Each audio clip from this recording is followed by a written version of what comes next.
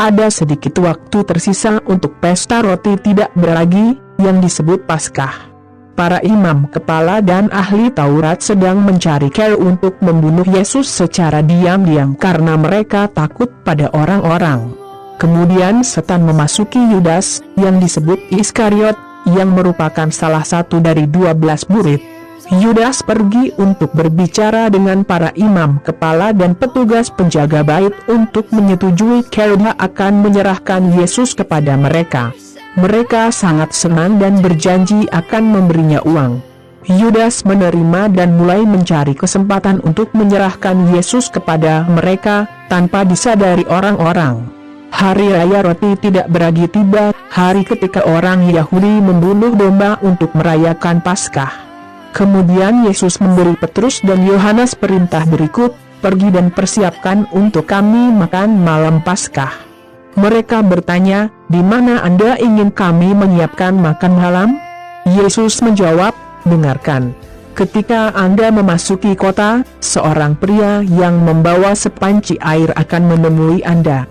Ikuti pria ini ke rumah tempat dia masuk dan katakan kepada pemiliknya, Guru telah menanyakan di mana ruangan itu di mana dia dan murid-muridnya akan makan malam Paskah. Kemudian dia akan menunjukkan kamar berperabotan besar di lantai atas. Siapkan makan malam di sana. Kedua murid pergi ke kota dan menemukan segala sesuatu seperti yang Yesus katakan. Kemudian mereka menyiapkan makan malam Paskah. Ketika saatnya tiba, Yesus duduk di meja bersama para rasul dan saya berkata kepada mereka, betapa saya ingin makan malam Paskah ini bersama Anda, sebelum penderitaan saya.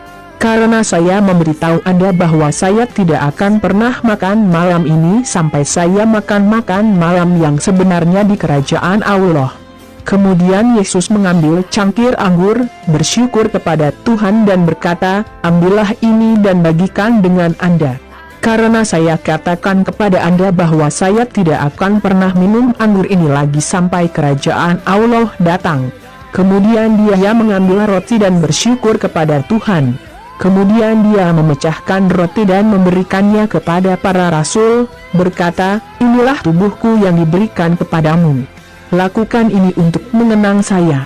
Setelah makan malam, dengan cara yang sama dia memberi mereka secangkir anggur, sambil berkata, cawan ini adalah perjanjian baru yang dibuat oleh Tuhan dengan umatnya, perjanjian yang dijamin oleh darahku, dicurahkan untuk kebaikanmu.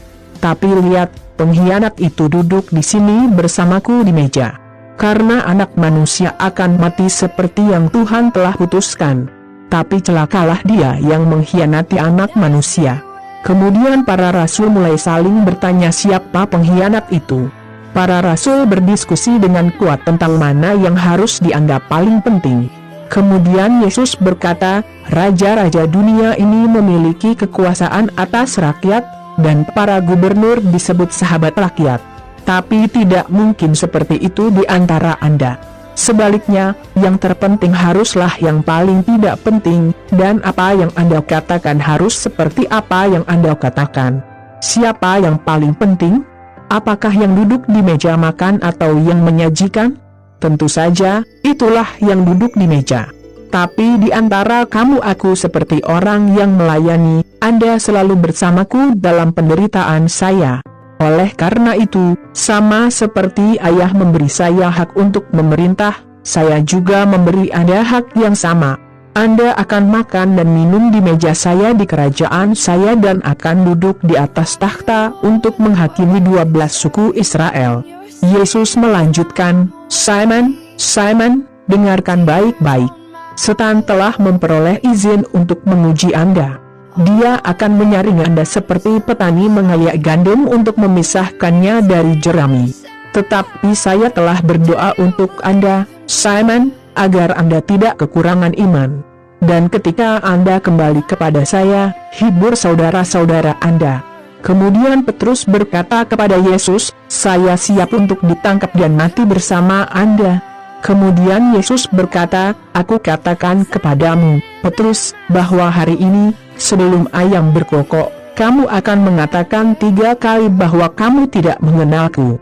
Kemudian Yesus bertanya kepada murid-muridnya, "Apakah kamu melewatkan sesuatu ketika aku mengutus kamu tanpa tas dan tanpa sandal?" "Tidak ada yang hilang," mereka menjawab. Kemudian Yesus berkata, "Sekarang siapa yang memiliki dompet atau tas harus mengambilnya, dan siapapun yang tidak memiliki pedang harus menjual jubah itu dan membelinya. Karena kitab suci mengatakan, dia diperlakukan seolah-olah dia seorang penjahat. Saya memberitahu Anda bahwa itu perlu terjadi pada saya, karena apa yang tertulis tentang saya harus terjadi." Kemudian murid-muridnya berkata, "Tuhan, ini 2 pedang, cukup." Dalam membalas, Yesus pergi seperti biasa ke Bukit Zaitun, dan murid-muridnya pergi bersamanya. Ketika ia tiba di tempat yang dipilih, Yesus berkata, "Berdoalah agar Anda tidak tergoda." Kemudian dia menjauh dengan jarak sekitar 30 meter. Dia berlutut dan mulai berdoa, mengatakan, "Ayah, jika kamu mau, ambillah cawan penderitaan ini dariku. Tapi jangan lakukan apa yang saya inginkan, tapi apa yang Anda inginkan." Kemudian malaikat dari surga muncul dan menghidupkannya. Dipenuhi dengan kesusahan yang luar biasa, Yesus berdoa lebih keras lagi. Keringatnya seperti tetesan darah yang jatuh ke lantai. Setelah berdoa, dia bangun, kembali ke tempat para murid berada dan menemukan mereka sedang tidur, karena kesedihan mereka sangat besar. Dan dia berkata, "Mengapa kamu tidur? Bangun dan berdoalah agar Anda tidak tergoda." Lukas 22, 1-46.